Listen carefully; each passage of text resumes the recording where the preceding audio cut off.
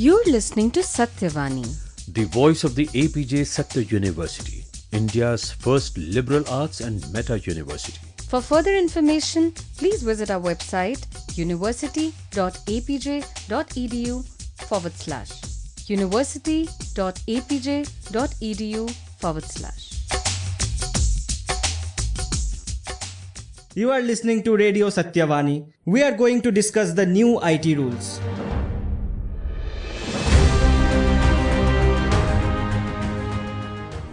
Your social media platforms like Facebook, Twitter, WhatsApp, and other messaging apps, OTT platforms like Netflix and Amazon Prime, and digital news might go through some significant changes because of the government has passed new IT rules that have made certain controversial changes in the IT rules. Now, what are the IT rules exactly, and how will it affect you, and why has it been subject to such controversy? So let's start the discussion with our guests today. I have with me Sushmita, who is a journalist of Ab Tak, and Surbhi, who is a lawyer who deals with IT cases. Now, welcome. Sushmita, let me ask you first. There are rumors that WhatsApp can break their end-to-end encryption. What are your views on that?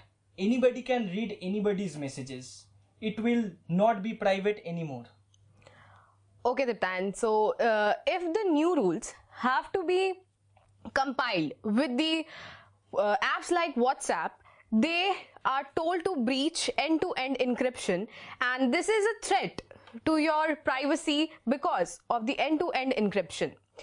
Third parties cannot read your messages. So, if the end-to-end encryption is removed, it becomes possible for any third party to read your messages. Exactly. Can you explain the intermediaries, because there's a lot of confusion for our viewers?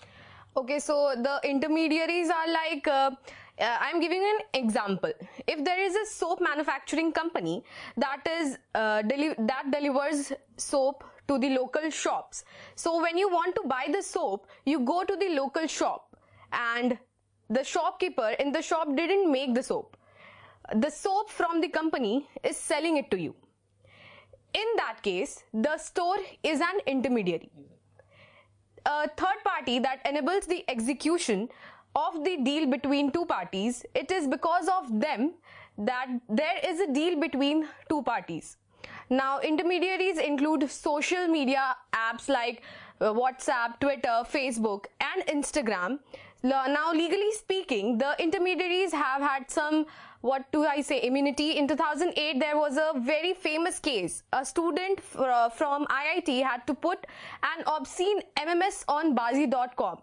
Later, it was removed from the website. However, the IIT student was arrested along with the owner of the Bazi.com. So, was it right to blame the website, or because the website owner didn't even know that it was an objectionable video content, and then they removed it? Similarly, the shopkeeper sells the soap which has some harmful and toxic chemicals. So the shopkeeper has no idea about it. That it has an harmful or deficiencies. So the chemicals are in the product. And should the police arrest the local shopkeeper, or should it arrest the manufacturing company? Now, what happens is, I guess the manufacturing company should be blamed and it should be arrested. Now, in that case, same, in Bazi.com, the court said that the owner of the website cannot be blamed, and it was unfair to arrest the owner in that case. And for this reason, the intermediaries have put immunities that is not the fault of the platform. Some objectionable content on it. It is the sole responsibility of the user. Okay, I'll come to Surbhi now. What are the new IT rules exactly? So, according to the new IT rules, first, all the protection that these intermediaries have, were enjoying, it has been removed. Now, they no longer will be immune to anything. the government has issued three parts. The first part, it defines the intermediaries and all its related terms. Whereas part 2, it focuses on social media platforms, and the part 3 of the rule focuses on the OTT platforms and other digital news channels. Yes. So according to the rule, every year intermediaries, they have to first send a message, a notice to the users, stating that if they put anything illegal or any content that is harming the society, though their account will be banned. Yeah. And it will be blocked permanently. Also, these intermediaries have to publish a report monthly stating what are the complaints they received, the number of complaints, and what actions they had taken, and what was the content against which they had to take the action. And lastly, it comes that lastly, it comes about the emergency blocking power. Now, this power has been given to the Ministry of Broadcast and Information. According to this, if any data or anything which is against the laws and ethics, it will be taken out without any any much time, or without wasting any time. Before, it was not like that.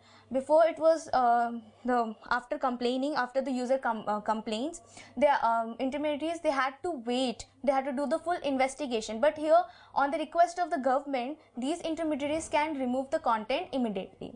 And then comes the data storage. Now if the account is deleted, the data can be stored for 6 months, and this permission is given by the government itself. It's been doubled. Yeah, it has been doubled. And it's like, now if someone posts something offensive, after posting it, the account has been deleted, but the data will remain with the intermediaries for the 6 months for all the investigation process. Exactly. Sushmita, I'll come to you now. Various reasons have been given in the new rules which the government can force social media platforms to take action. Yes, some reasons are very obvious, like sexual content being posted or child abuse being posted. But few reasons as such that if some content is against public order. What is exactly public order means?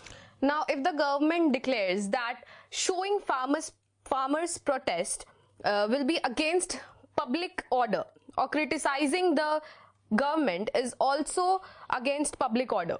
Now, a few years back, the government asked Twitter to ban some accounts in India. Now, what happened? Twitter to ban some accounts in India, and Twitter banned some of them, but refused to ban the others because there wasn't a legit reason behind this, those accounts were criticizing the government and were supporting the farmers' protest. That the government wanted to ban those accounts because of these. Now, because of these reasons only. Twitter refused to do this. Government can force Twitter to take any action with these rules.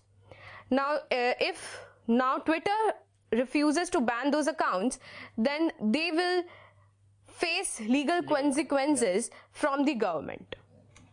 Okay, Surbi, how can OTT platforms get affected? So first of all, there's a devastating effect on the OTT platforms.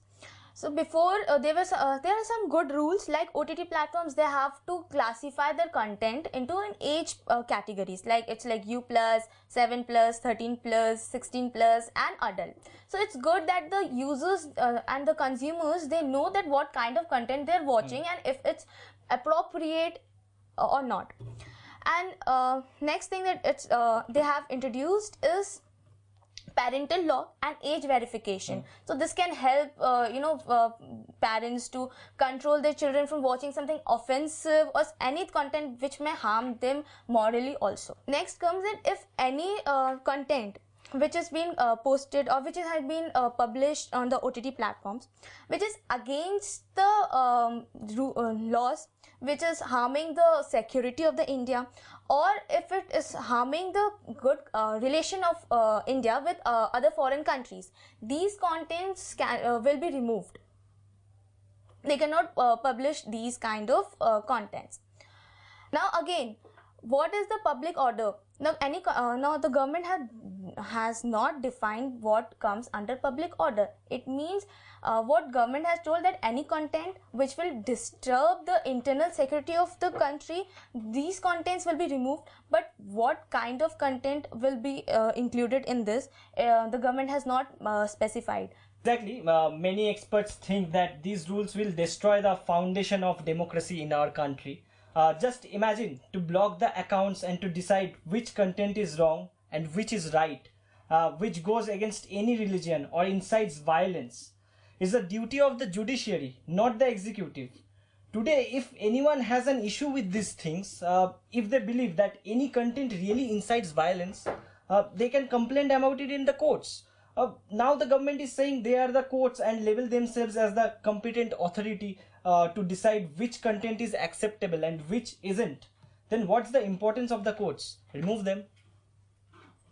Now the point is here that the government is made up of political parties and sometimes biased. They do not just let the rules be applied fairly. The application of rules are different for the ruling party and the other people. Now, no matter how violent they are, the same rules will never apply to them. The judiciary is the third pillar, as we all know. Like it's up to the judiciary to take all these controls. It's a shame for this country. Like the government is taking all the things. Like it's a pretty little biased, you can say, right? So I'll come to Sushmita and Survi now. Like what should be the way forward? Like what are the solutions we can expect from this? So first you can think about technological solution, like instead of relying on the censorship and these censorships that being done by the government. Technological solutions could be included, like fixing the algorithms and developing the algorithms in such a way that it can detect the fake news and misinformation. Also self-regulation, the intermediaries can create an internal community which can keep and check and keep an eye on every news and information. So instead of government telling these intermediaries what to publish, what to not, the intermediaries, the independent committee can do that. And public awareness is very much important. It is every citizen should be educated about what to believe and what not to believe, about critical thinking and how to differentiate between a fake news and real news. Now, one is the collaboration approach.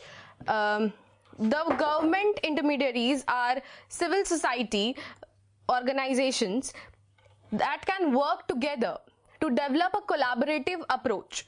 Now, to tackle the problem of the news and information. Fake news information. Yes, the fake news and the information. This can include setting up like joint task force to identify and remove fake information and promoting media fairness, literacy among the public. Well, thank you so much, Surbhi and Sushmita. It was a wonderful discussion. News and updates continue. Do stay with us and keep listening to Radio Satyavani.